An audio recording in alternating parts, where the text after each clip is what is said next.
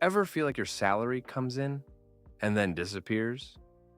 If your expenses are higher than your income, you're not alone and you can fix it. In this video, we'll walk through exactly what to do when your expenses beat your salary step by step with real strategies and real hope. Welcome to the Whack Room, your guide to practical money insights. Why this happens, let's break it down.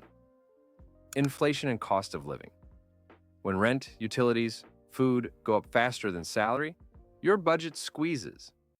Debt and payments, loans, credit card minimums, car payments eat into your take-home pay.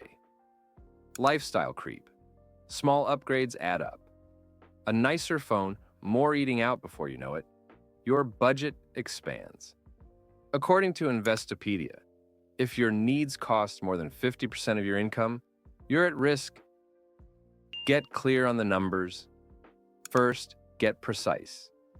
You must know exactly how much you earn net after taxes and deductions. Then list every expense, fixed and variable. According to the money-saving expert budget planner, many people don't really know their true monthly spend until they track for a month. Reduce the gap. Once you know the gap, you need to act. There are only two paths: reduce your expenses or grow your income. Reduce expenses, cut or pause non-essentials. Renegotiate fixed costs. Review every cost. Increase income. Can you ask for a raise? Take overtime. Pick up a side gig. Rebudget and build buffer. Now build a budget that fits your reality. A popular rule is the 50-30-20 rule. 50% needs, 30% wants, 20% savings, debt. If you're spending more than you earn, you'll have to adjust those percentages. And importantly, create a buffer mini emergency fund. Use your salary as launchpad. Your salary isn't just for living, it's your foundation. You can use it to build skills that increase your future income. Pay down debt so more of your income is free.